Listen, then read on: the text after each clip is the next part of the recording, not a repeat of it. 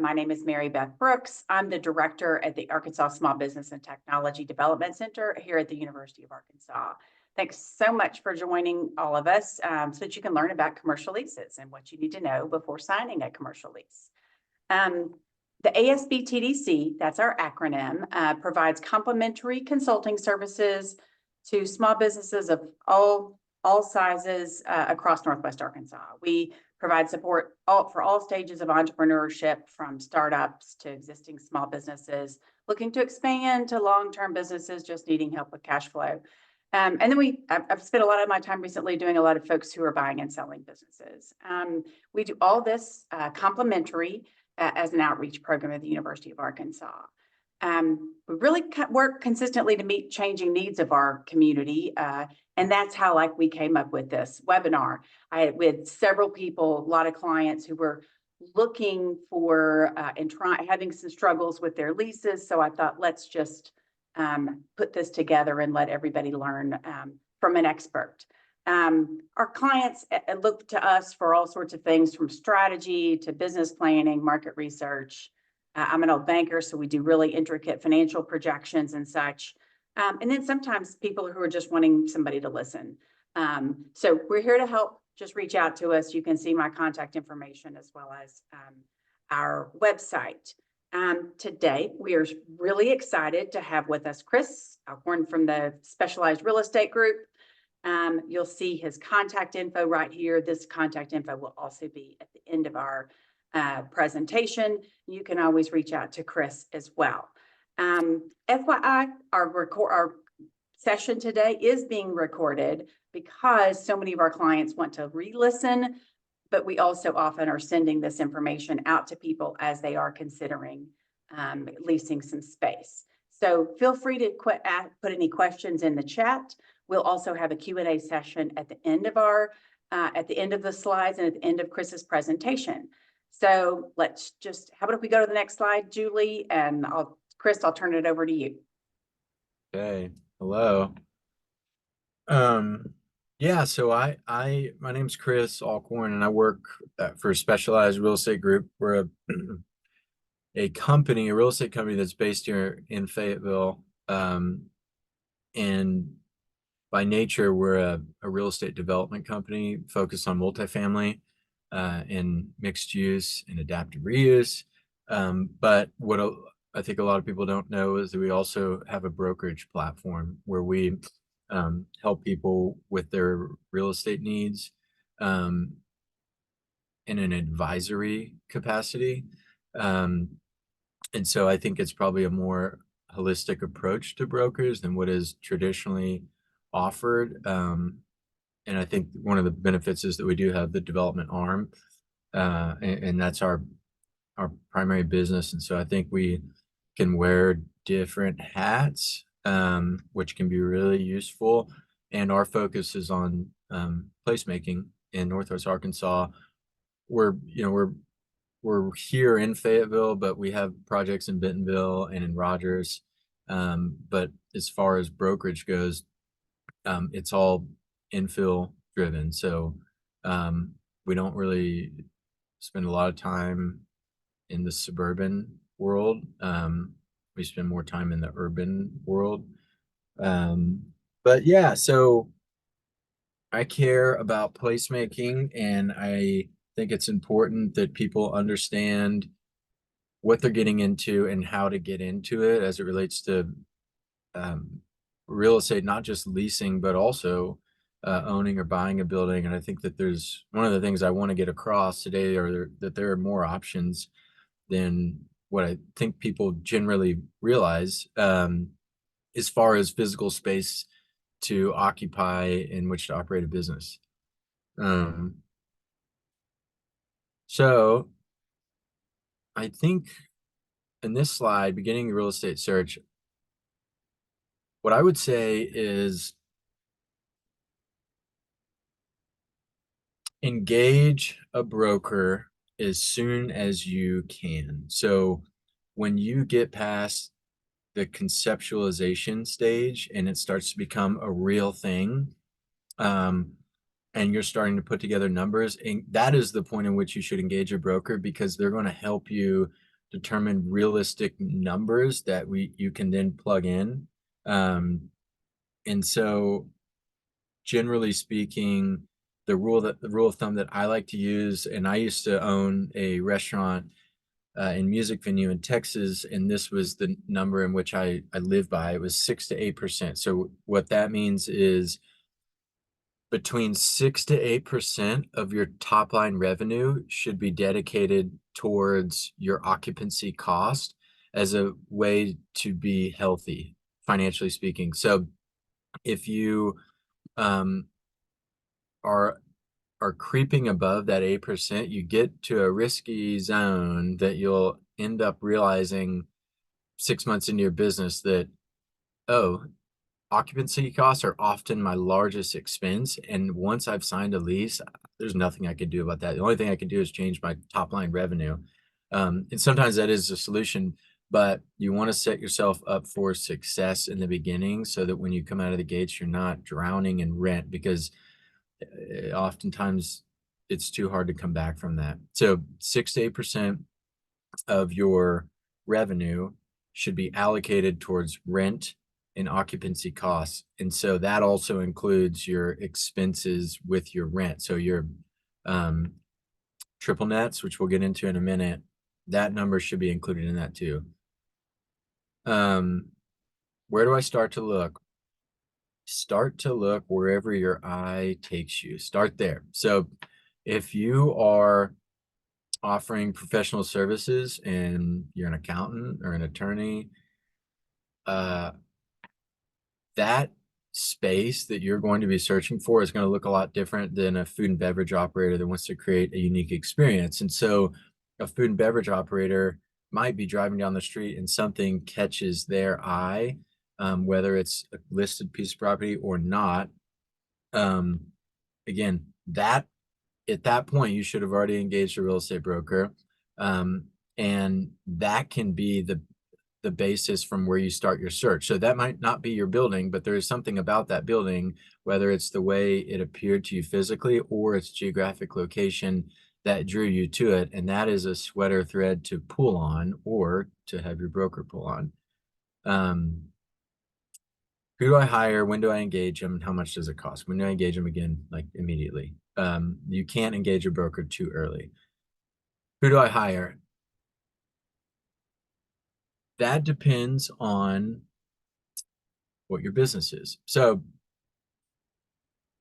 if you're a regional operator that is maybe a franchisee and you've bought the rights to a franchise for Bentonville, Rogers, and Fayetteville in Northwest Arkansas, it would probably be more wise to engage a more institutional brokerage, because they tend to roll into that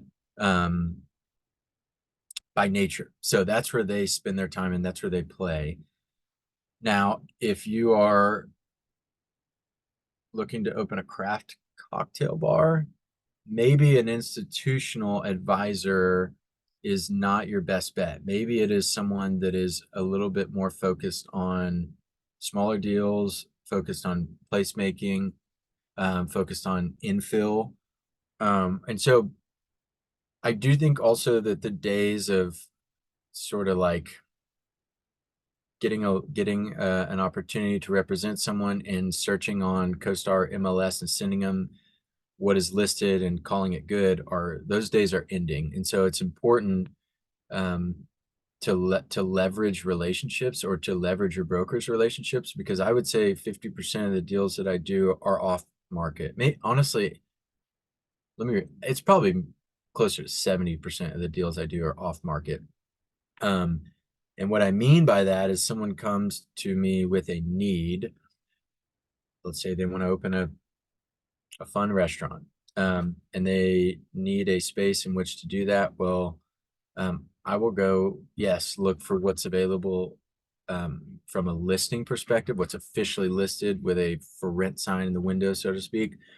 But then I'm also going to start calling people I know that own buildings, or pulling from a book of off-market opportunities that I've put together that I think might fit. So there's like this matching game that happens, and I think that's really important, that a broker is not only capable of doing that, but willing to do it. And we do have some really good ones in Northwest Arkansas that are scrappy. And I think that's probably the best, the best term to use is scrappy. How much does it cost? It should cost you nothing as the user. It's typically, so the commission or fee is typically paid by the owner of a building. And so I'll give an example. If you're looking at space to rent and it says it's $28 a foot, that's the rate. Well, I think it's often believed that, well, if I go to the landlord and I ask to lease this space at $26 a foot because I didn't show up with a real estate broker, it's unlikely that they're going to cut you a deal because they've already earmarked that $28 a foot. And so what you've done in trying to save money is also exposed yourself. So maybe negotiating a rate is probably less than 10% of what goes into negotiating a lease. There's so much more. And just like you wouldn't show up to court unrepresented by an attorney, it would be wise not to show up to a lease negotiation without representation, because the money is already set aside to pay your broker. So it doesn't cost you anything for this resource. It's already there, and it's worth it. I mean, in my experience, I see time and time again where it's worth it, where someone comes to me and they are either moving their business to another location or expanding their business, and they have this old lease, and I look at it and I can quickly tell that they've not used a broker. And it's not that they're ignorant, it's just you don't know what you don't know. And so that, yeah, I would just say that's valuable. I guess we can go to the next slide.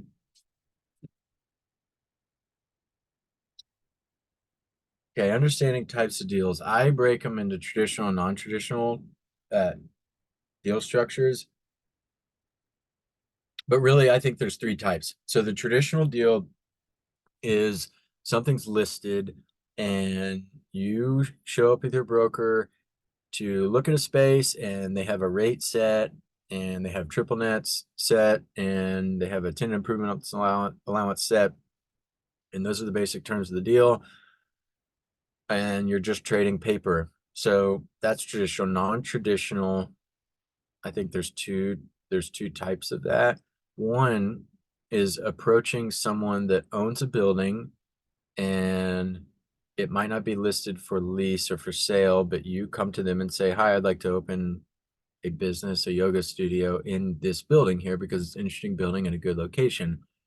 Well, that person can then become a landlord. And that happens a lot where someone owns a building, and let's say they've owned it for 30 years and they don't owe anything on it, but the building is tired and the law office that was in there for 15, 20 years has moved on and it's just sitting. Well, there's a chance to reactivate that building and they can play the landlord. I'm saving myself from going too deep into this, but that is an option.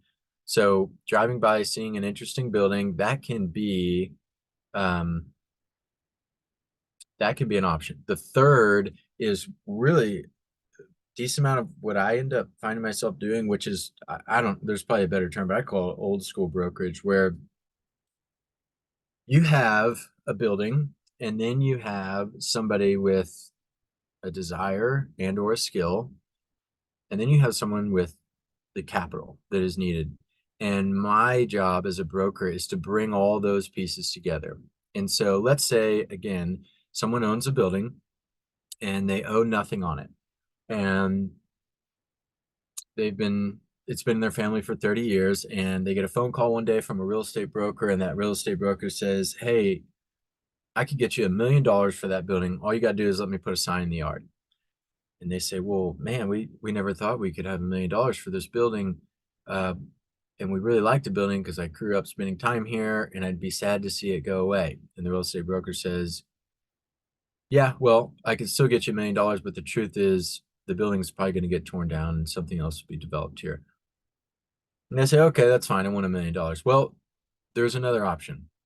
And that's what you would call a JV, a joint venture, where, and I won't get into too deep of the details, but they can continue to own that building and still get their $1 million, in fact, more than their $1 million over a longer period of time. And you, the tenant, can be put into that deal as a tenant, and you are saving a building, you're activating place, and that building owner is getting their money and not actually selling their building. And so that's like, I love those because everybody wins. The community wins, the operator wins, and the owner of the building wins. And it keeps real estate in the pockets of generation and versus shifting into institutional ownership, which is another aside. So those are the three deals. The traditional deal, which is sign in the window, it's for lease. Non-traditional is I'm calling a building that I think is cool and we're working out a deal. The third is a much more creative approach where your broker is bringing in the different resources in which to make a deal happen. And that's where Mary Beth would be incredibly useful to have as a part of that process. Okay, rent structures. There's a few different types. There's a lot of different types, but the most common are in our market are base rent and gross rent. So base rent is where a landlord has determined a set number in which they should rent the space for. And it is typically quoted in a price per square foot basis on an annual basis. So if someone says it's $25 a foot, that's $25 a square foot per year. And so that's your base rent. And I often see people look at that base rent, that $25 a foot, and say, great, that's my rent. I can afford it. But hold on, there's another number, and that is the triple nets. The triple nets, I don't know where this terminology came from, but the N's, there's three N's, net. Each of them stand for a different category: taxes, insurance, and common area maintenance. Common area maintenance is the lights in the walkway, the landscaping outside. It's keeping the exterior non-usable space up to snuff. And so that number is estimated. What does it cost them annually in taxes, insurance, common area maintenance? And that's passed through to the tenant in one number. So you have two numbers. You have your base rent, and then you have your triple nets. Those are two different numbers. The base rent's probably somewhere in the $20 to $30 a square foot range, and your triple net's probably in the $5 a square foot range. So if your rate is $25 a foot, your triple nets are $5 a foot, you're really paying $30 a foot, which is where that 6 to 8% rule comes in. And so don't be caught off guard thinking that because that could change the entire dynamics of a deal, not knowing or not planning for the triple nets. The other common rent structure is gross rent, where it's just one number. Those triple nets are in there, are in the whole number. So instead of quoting it at $25 a foot, they're just going to say it's $30 a foot, and that includes your triple nets. It's important to point out that the triple nets do not include utilities like water and gas and trash. Those are typically passed through to use the tenant, not pass through to use the tenant. They're typically your responsibility to separately contract. There are times when it's not that way, but ask or have your broker ask. Yeah, okay. I think we can go to the next slide, Jay. Please. Oh, good. So this is a good example of what I was trying to explain a moment ago. Let's say your base rent is $25, $2,500 square feet is the space you are looking to rent, and it's being quoted at $28 a square foot. Again, annual. So that's $70,000 per year. Divide that by 12, it's $5,833 a month, which again is not all you're paying in occupancy costs. You must include your additional triple net costs, which are real estate taxes, building insurance, and common area maintenance. So in this case, your 70 grand a year plus your $5,000 in taxes, plus your $3,000 in insurance, plus your $4,000 in insurance is actually $82,000 a year. Divide that by 12, and call it your rent is $6,800 a month. That is a big, it's a big difference from 5,800. And so, also I want to say too that because the triple nets are estimated, and it's really a harder number. And when I say harder, I mean it's not that fluid. That you can't really negotiate on that. I mean, you can try, but there's not a lot of flexibility. It sort of is what it is. The base rent is where you can try and move that lever to get it to fit within your 6 to 8% rule if you choose to use that.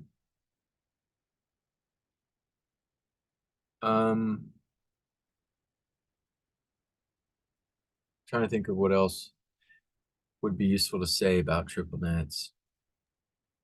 Hey, Chris, I'll at least add in with some of my clients, really understanding this slide is so important because just like you were saying earlier, they go in and they say, okay, if it's 2,500 square feet at $28 a foot, then I'm going to pay $58.33, and then they want to budget accordingly on financial projections and such. But then reality is they're really paying $68.33, which is another $1,000 a month. So then you have to really know that you can sell more, do more in order to meet this and still be paying all those other overhead expenses. That's right. And it's also like, I've seen this happen before, kind of sucks, where it's a new building or it's an adaptive reuse of an old building that someone has saved and reoriented to new programming. So maybe it was an office space and now it's a hotel and retail. Well, they don't have historical triple net numbers to go back on, so they're guessing. And at the end of the year, they might realize where they thought it was going to be $3 to $4 a foot. Oh no, it's $7 a foot.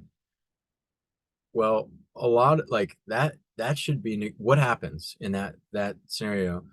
That should be negotiated in your lease, and that's where the value of a good broker comes in. And when I was saying you don't know what you don't know, you wouldn't think to negotiate that unless you've had a bad experience with it before or someone else has the knowledge to do so. And so that, again, that's something that's valuable just in planning the unknowns.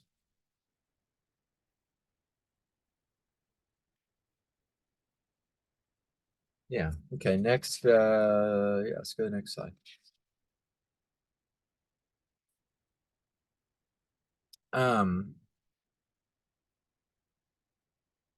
What should I say about this, Mary Beth? I was trying to give an example I've had a lot of clients on not understand completely on CAM when it is that they have to pay certain amounts and where. So what I was trying to say was if you go into a 25,000 square foot like strip mall or a whatever, that shopping center or something like that, and if you have the boutique and it's only 10% of the space, but yet you're going to have to pay CAM.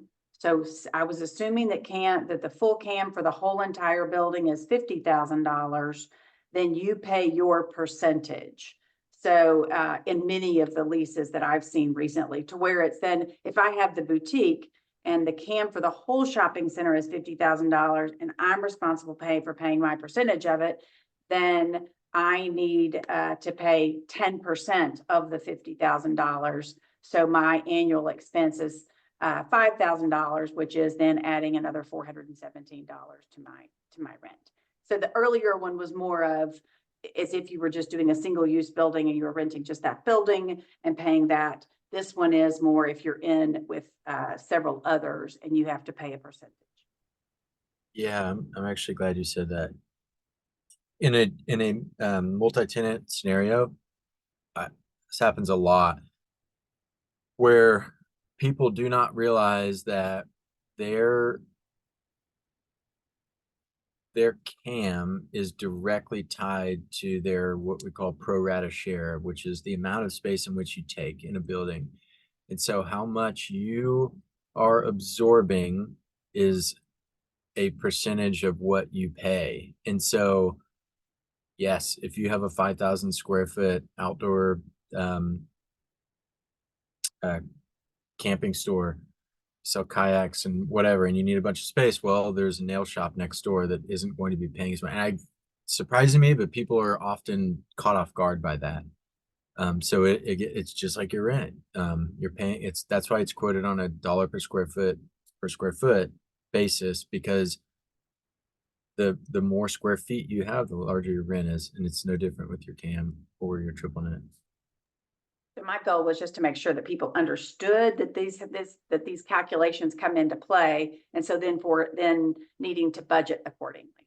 Yeah, and I just saw someone say that someone told them to get an itemized list of their CAM expenses. Yeah, when your real estate broker is negotiating the lease, that should be something that you can expect them to ask, is a breakdown of all the triple nets, and then even further into the CAM. And sometimes when that happens, people realize an error, and it could could backfire, but it can save you money, and also it can help you pay attention to certain things that are happening in the common area, because you're paying for it. So it ties you to it. Just mentally speaking, it ties you, you might pick up an extra piece of trash that's laying next to the trash can because it helps everybody, yes, but you're also paying for that service.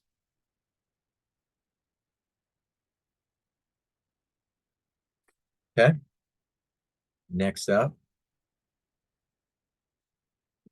All right. So when you go and look at a space and you decide, this might be the home for me, I always suggest that people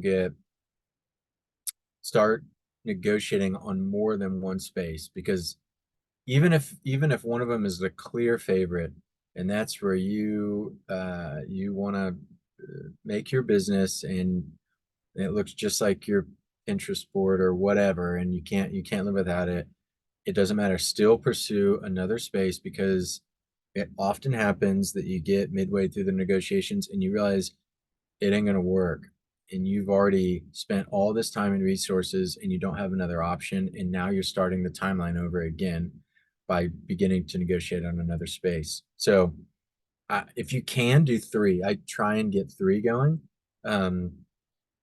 but at a minimum 2. Don't put all your eggs in one basket, because you just don't know what's going to happen. And so what the process typically is you begin negotiating on paper with a letter of intent or an LOI, and that is intended, it is a non-binding document. So it is a document of good faith in where a landlord and a tenant agree that these are the basic terms of the deal. And once we agree on these, we'll use those terms to draft a lease and then negotiate between the brokers and between the attorneys. So in that LOI, it's often that you determine your rental rate, you determine your term, which is how long your lease is going to last, and your TIA, which is your tenant improvement allowance, which I haven't talked about that yet, and I should. So oftentimes when you get quoted, your rent and your triple nets also quoted is a TI allowance, tenant improvement allowance, which is basically again, $1 per square foot value that the landlord has earmarked to give you in an allowance. It's money that you can spend on the space. It is not a check that they are writing you. It is an allowance. It's a reimbursement. So let's say it's $10 a square foot and a TI allowance on 1,000 square feet. That's $10,000. And so you have $10,000 in an allowance to spend on the space. It is not intended to cover your build out, your entire build out, but it is intended to help. And it is very often that you can negotiate a higher tenant improvement allowance, but there is this correlation between your rate and your TI allowance. So if your TI allowance goes up, your rate also goes up. There's a direct relationship. How much it goes up and what, like, is there a quote unquote interest rate being passed through from the landlord? That's all negotiable, but it's often that a landlord is willing to give you more of an allowance, and you just have to assess, is that cheaper money than going to a bank, which is right now probably at like 8%, I think, for a TI loan? Higher? Is it higher? Oh, yeah, it might be cheaper to go through your landlord. But that's negotiated in your lease. And there's also, I oversimplified it. It can be very complex. At South Yard, which is a project that we developed, some of the leases we did are really, really, really creative, where it would take, if you just looked at it from an outside point of view, it wouldn't make sense. But we crafted the TI allowances in a way that worked really well for the tenant and for us. And so I say that to say, you can be super creative in how you do your tenant improvement allowance, and it can really benefit you from a time standpoint and like an impact standpoint in terms of amortizing it over the life of your lease. Save your cash. So rate, term, and tenant improvement allowance. Also, one more thing to note on term, the longer lease you sign, the more likely a landlord is to give you more tenant improvement allowance. Percentage rent is, try not to go too deep in that. It can become complicated, but a simple way of looking at that is, once you get to a certain number in revenue, a percentage rent component kicks in, and you have what's called a natural breakpoint and artificial breakpoint, and there's formulas to determine what that is, but it's essentially like a percentage of your revenue once you get to a certain point is goes back to the landlord. And so there's a few theories of thought on why that's good and why it's bad. So a landlord might say, well, we've opened this beautiful new place and we've given you a really good deal in rent, which is below market because we want you to succeed and do great revenue. And when you do succeed and do great revenue, we want to share in that success on the back end because we gave you a cheap rate in the beginning. And they might say it also incentivizes us to keep people coming to this place. So like, I'll just use South Yard for an example. We want to have unbelievable landscaping, unbelievable outdoor spaces that are pedestrian friendly, that draw people here, that are coming here without the intention of spending money. Maybe it's because they have nothing to do that day. And so bringing people to this place gives it a soul and a life, that which then brings other people that are coming to spend money. You want to go where other people are, right? And so if there's 5 tenants, the responsibility of the tenant to drive people to the common areas falls on the landlord. And so if you're in a 10-year lease, what's to say that the landlord, after they get your lease signed and you're on the hook for 10 years, doesn't do anything to continue to maintain the space and improve the space? Because in 10 years, things can deteriorate. Well, the percentage rent component helps keep a landlord motivated to make you succeed and to keep the place relevant. There's counter arguments to that I also think are really valid. And so it just depends how you look at it, but you can also negotiate that just like any of this other stuff. It's negotiable. I tend to see percentage rents in more urban areas. I know that there's a lot of talk about rents shifting towards heavier percentage rent with lower rates. So there's a development in San Antonio that I went and looked toward a couple years ago, and they basically, and I like this, they brought tenants in with a super low rate. Let's say it was like $5 a square foot, but their percentage rent was, I'm just making this up, but maybe it was 15%. And so when they start making money, then the landlord starts getting good rent. When they make a lot of money, the landlord also makes a lot of money. They're sharing in that. But what it does that I find interesting is you jump in the water and you're treading immediately versus jumping in the water and you're getting hit with a $7,000 a month rent that you don't have enough revenue to pay for yet. And so you need a lot of cash on the front end. And so what it does is it allows hyper-local operators that are not typically cash heavy to come into new developments or new buildings so that they can have staying power in our market. Yeah,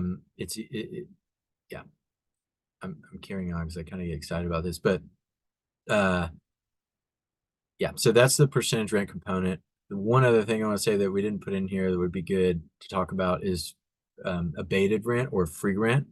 It's not uncommon to have free rent on the front end of your lease. So let's say your lease is 3 years, which is 36 months. Well, maybe your first 2 months of rent are free, and so you tack on 2 years on the end. So your term is actually not 38 months instead of 36 because you had 2 months of free rent on the front end. That's negotiable. I mean, I've done deals where you have a year in free rent, where you're not paying anything the first year. But instead of a 10-year lease, it's an 11-year lease. So again, that's something, if you don't know, you don't know. If you don't want to ask for that, then the answer is no. But that's where I think it's important to get a broker that's knowledgeable on specifically leasing. Options, very important so that you are not hamstrung. Renewal options, termination options, and expansion options. Expansion options are really important if you expect to grow. If you take a space and there's something next to you that could be useful, a space that could be useful to the growth of your business, you want to get in your lease that you have an option to sign a lease to expand into that at market rate before it comes up for rent, especially in our market because rents are climbing. Not as fast as people think, but overall they are climbing. And if you get that option locked in now, you could even in certain times lock in a rate. And so in 3 years from now, if they thought rent was going to increase 3% a year and it increased 8%, well, now you've taken new space at below market value. And that can be really, really great. Termination options are good also too, because if you need to get out, you don't want to be on the hook for 2 more years when you got to get out of your lease or you've outgrown it and you got to move somewhere else. And well, damn, I still got 2 more years I got to work through. Renewal option, it's pretty standard and it's self-explanatory. It's the right to renew in place at what rate is deemed to be. And those you can make those as specific as you'd like. Exclusive use, also very important. Let's say you're in a multi-tenant scenario and you are a medical spa. Well, you do not want another medical spa opening next door to you. And it is reasonable to request for a landlord to grant you that right. It benefits them too. You don't want 2 tenants competing against each other because they'll ultimately cannibalize each other and you lose 2 tenants. It's also just the right thing to do. So it's always good to ask for and try as best you can to get an exclusive use to protect your business. There's one group that I worked with last year, and their concept is a scatter shot. I mean, they're a bike shop, a cafe, they're a wine store, they're all these things. It's hard to get 3 different exclusives on one tenant, but we were able to, and so it worked.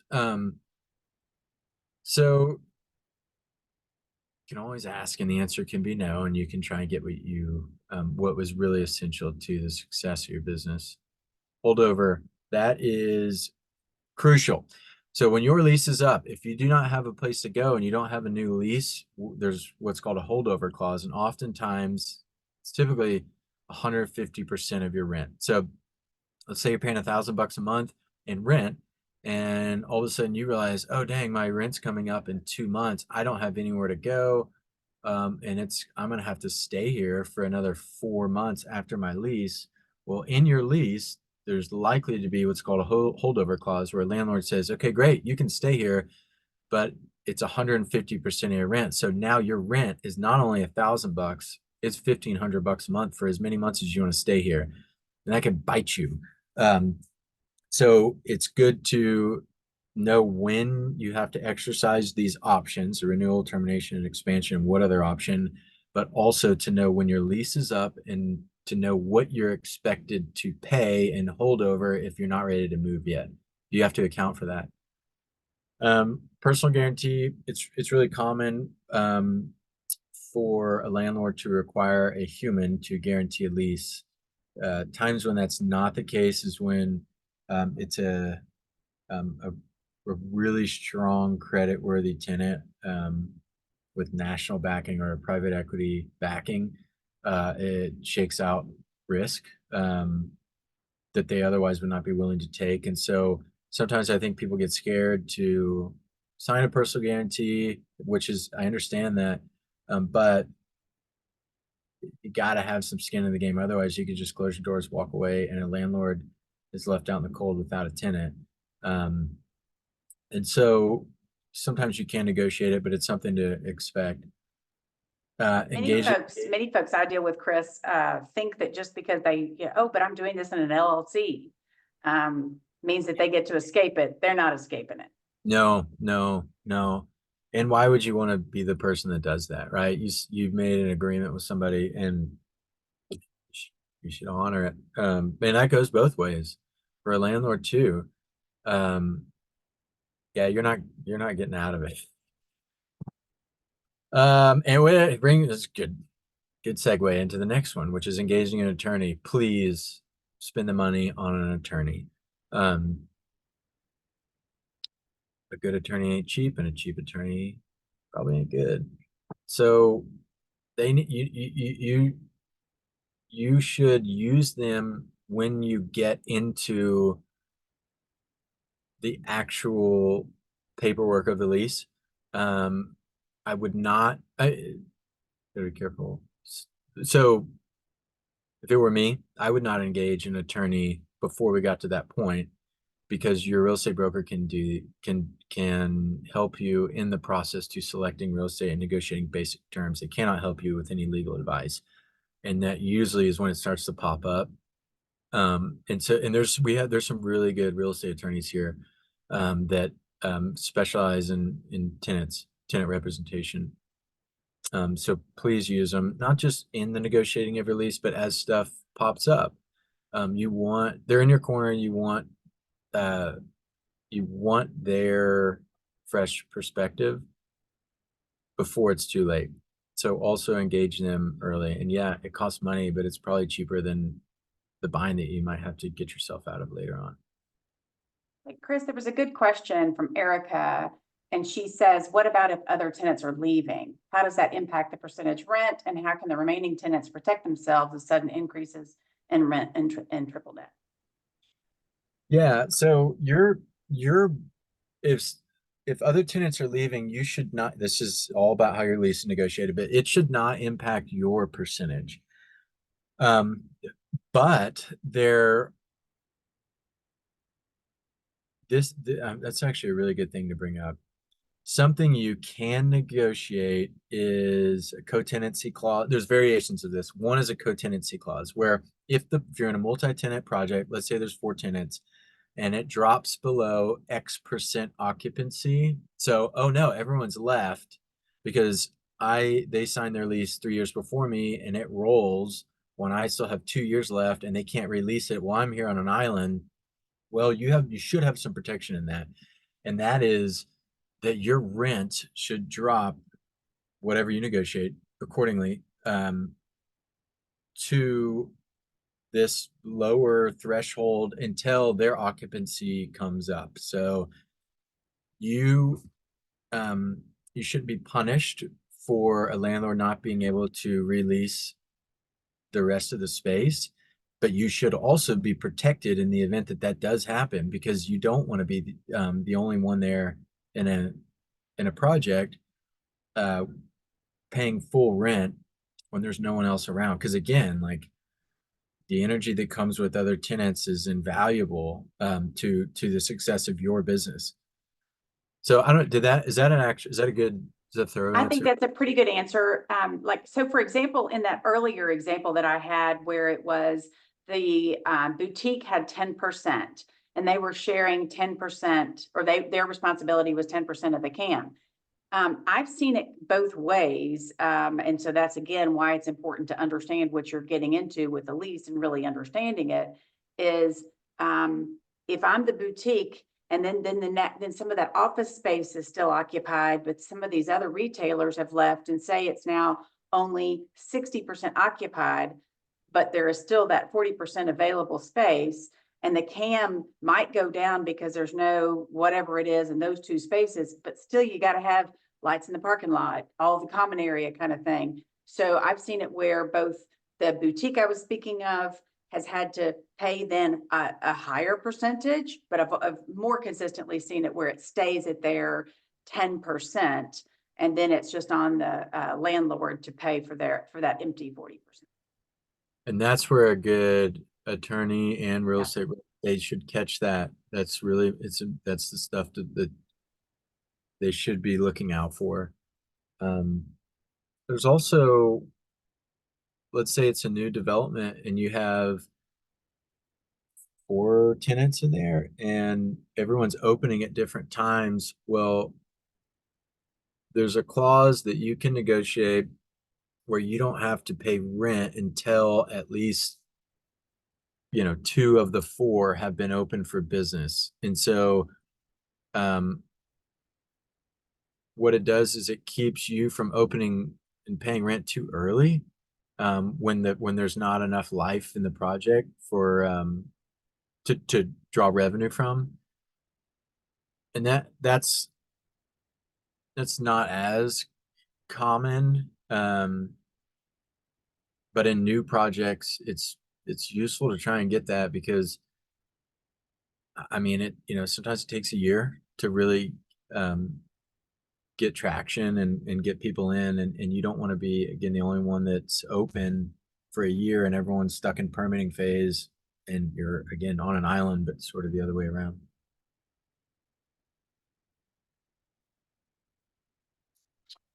Hey, Okay. Julie, or Chris and Julie, I guess both, we have like 11 minutes left. So be mindful of that so that we can leave some time for some other Q&A. Okay. Do this fast. So when you start paying rent in your lease, you have 3 dates. You have your effective date. That's the day you sign your lease. You have your delivery date, which is the day that the landlord gives you the space. So you might sign a lease on a space that is not ready for you to take the keys on. Maybe it's 60 days later. So effective date, you sign it. 60 days later, they give you the keys. That's now your delivery date. Well, then you have X number of days before you start paying rent because you have to do your build out. So let's say it's effective date. They give you the space 60 days later. That clock starts, and then 90 days later, you have to start paying rent. So it's usually like the earlier of a tenant opening for business or 90 days after delivery date. So you shouldn't be paying rent. Most cases, you would not be paying rent the day you sign the lease. Next. Yeah. Again, the 3 option thing. When you're going through the construction process, pick a good contractor. If you're doing a small infill, let's say hair salon, don't pick a real big contractor. They're going to bury you. And it's just not necessary. Get 3 and ask them to bid it, and compare them so that they're apples to apples. It'll save you a lot of money. Having a good contract will save you a lot of time, but do not do that or do not sign your lease before you do that, because oftentimes a contractor will come and soft bid it for you and you'll know, I can't do this. This is way too much money. Or, oh, this is within my threshold of success. well, okay, let's keep moving forward on the lease. But if you've signed a lease and then you get your numbers back and realize it's going to bear at you, you're in trouble. Also don't be afraid to be scrappy. A lot of times you can be the one tearing out your own drywall if you need to. Do it if you can. And if you have the time to do it, also you might not, certain times you might not need a contractor. I've been able to do stuff where you did not have to pull a permit, and you can just, have your buddy who's a carpenter build your bar, and order your FF&E, furniture, fixtures, and equipment online and plug it in, and you save a lot of money. So be scrappy, be entrepreneurial when you can. Also, it's going to cost more than you think. It just is. I don't know how else to say that. It just is. There has never been a time where it's cost less than anyone thinks, and that's a fact in my experience. Understanding TIs, we went through that. My question on it's going to cost more than you think is number one or my statement is number one of the options to pay for tenant improvements sometimes that we haven't mentioned. Sometimes a little bit cheaper alternative is if you have equity in your home, that you can go out and get a home equity loan that gets that rate down to where it's a HELOC type rate rather than just a regular commercial type rate.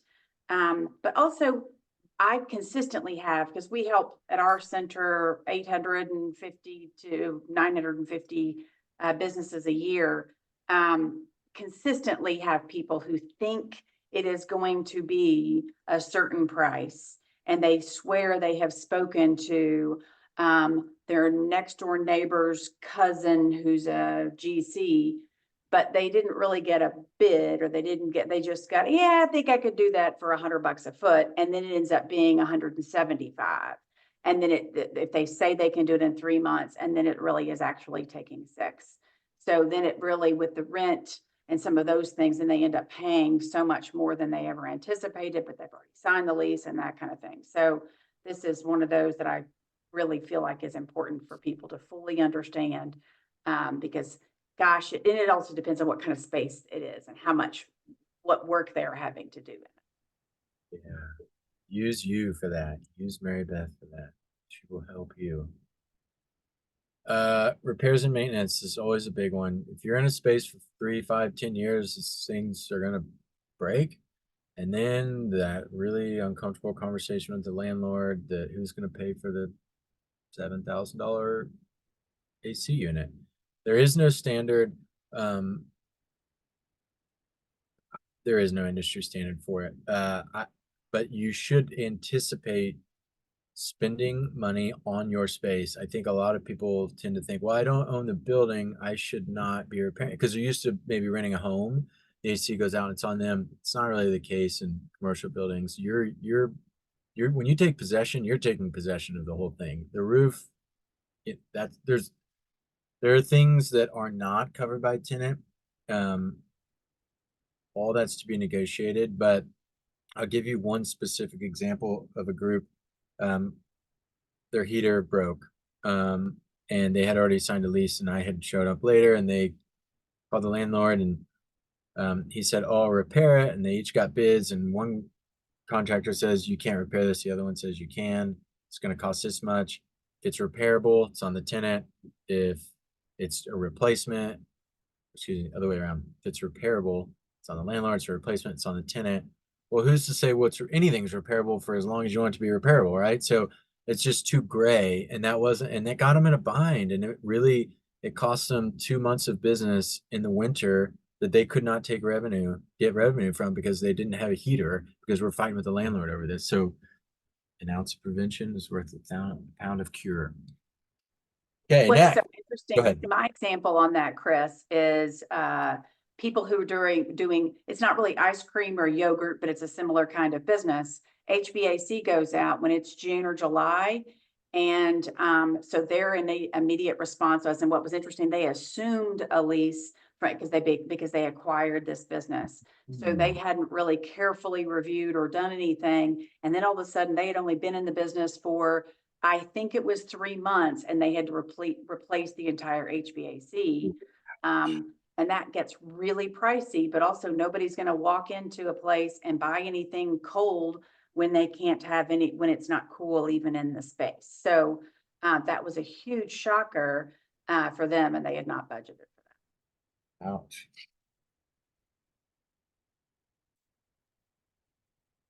Random thoughts. Man, I'll say this. I don't think I could say it loud enough. It's the old saying, you catch more flies with honey than you do with vinegar.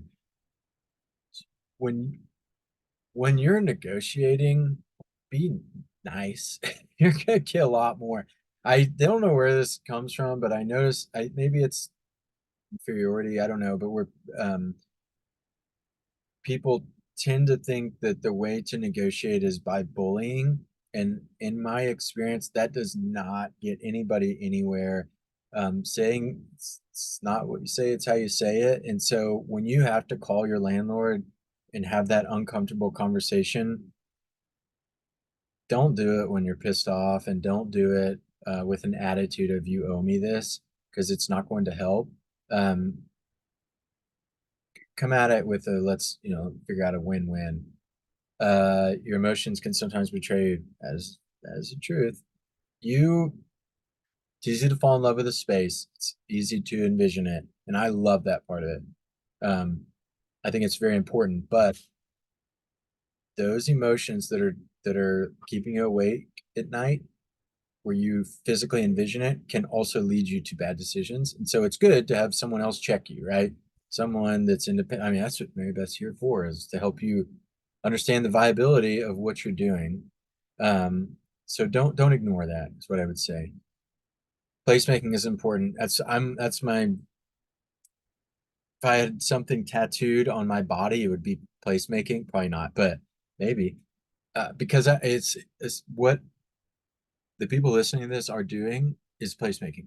They're creating the space in which we live that allows us to enjoy the human experience in the place that we live.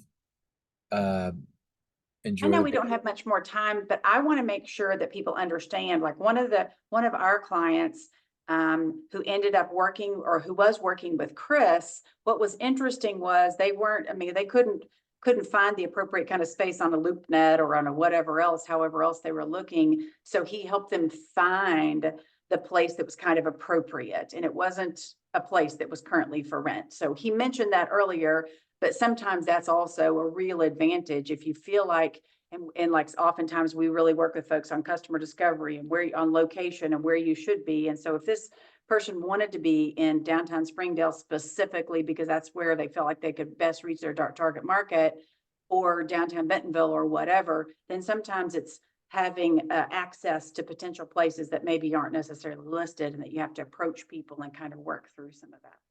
Totally. And that's the stuff that I love. I mean, that's what I mean, I don't list a lot of places. So you probably will not see a lot of like signs that say my name on it. It is making that phone call. And oftentimes someone will come to me and say, I want to do this thing and I can't find anything available. And I can say, oh, here's this menu of 4 off-market buildings that I know are options because I now know the owners or knew them, and they are open to making a creative deal structure. It saves a building. Is placemaking, and oftentimes it ends up being a better deal.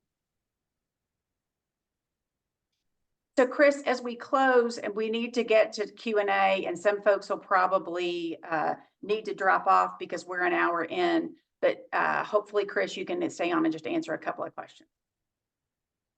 Yeah, I can. We'll open that up. Does anybody have any questions that they didn't post in the chat? We had several in the chat earlier on the percentage rent, and I tried to just explain it. So hopefully that explained enough, just my explanation. You're welcome to come off mute as well and ask.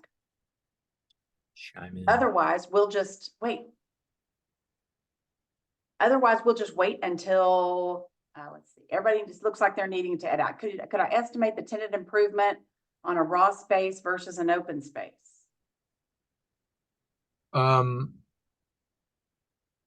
No, it all, I mean, there's what's called a cold shell, a warm shell, there's a white box, there's just different conditions in which the space is delivered, and what's being offered in TI on top of that is different for every landlord because of their pro forma. There's not a, I don't, Saying like it's a gravel. It's not even, there's not even foundation yet.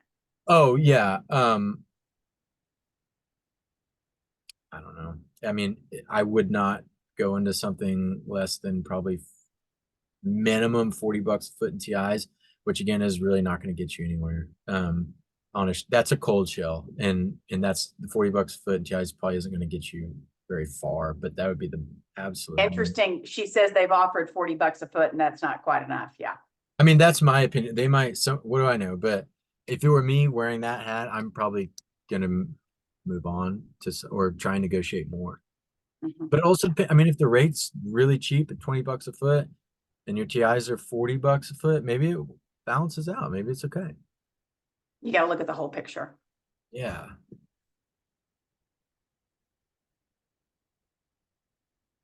Any other questions, guys? Yes, this recording will be sent out, and we'll later have it on our website as well.